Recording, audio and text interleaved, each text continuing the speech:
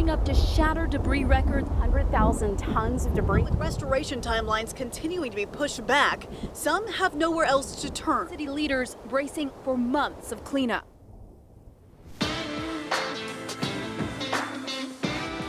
So in October of 2020, we got that early season ice storm. It happened like right around Halloween. And because there was so much foliage still on the trees, so much weight brought limbs, my neighborhood looked like a war zone. And we have this one big hackberry tree that's kind of grown up in 4 sections. 2 of those sections got enough ice on them to bring them down over garage, house, lots of stuff that we don't want them to fall down accidentally on top of and destroy. And I just mentioned it on the air one morning. Hey, I've got these trees, I've had to do all this work myself that I can't do. I don't know how anybody can do it, much less me, but a professional. I got a call from Ben with R&B Trees, and he said, that's what I do. I know how to do it. I can take care of it. Today we're going to do a removal. It's a hackberry that has suffered some damage from the ice storm, and it had some critical root structure washout, and then the ice, all the weight kind of tipped it over. It's being held up by some cedars and a little bit of luck. So we're going to use the crane and rig it out safely to avoid hurting the roof any further, and then do some pruning on the cedars that were damaged, and then finish the rest of the property with just some storm damage pruning.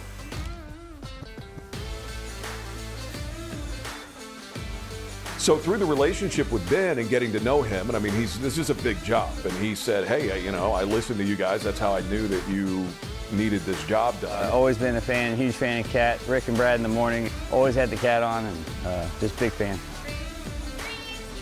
The KATT! And then I also learned that he has a charity where they go out and help people that are in need, that don't have the means to pay for a job like this. R&B is based in charity.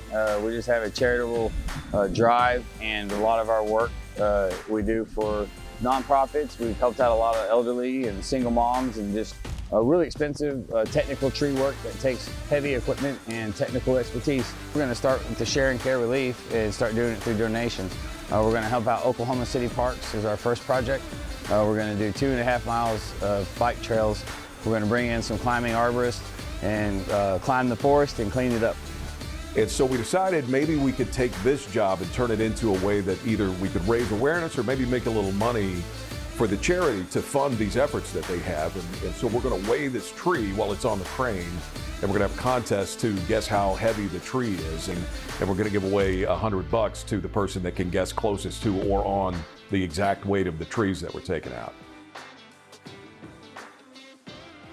I think he's about half nuts. I mean, this is what he chooses to do for a living, and he's not on work release having to do it to pay off his court fines. So, I mean, I don't know what to make of the guy. You figure it out. I mean, he's wearing a squirrel suit climbing the tree. I just love the thrill. I love when the sense of accomplishment at the end of the day, what the job provides for me. When we get done with a difficult removal and we have a happy customer, there's no other feeling like it. When you're climbing 65 foot, you know, hanging from a pecan in the wind, it gets addictive. So the rush, the thrill, building something for my kids for sure is one of my main factors. Starting my own company.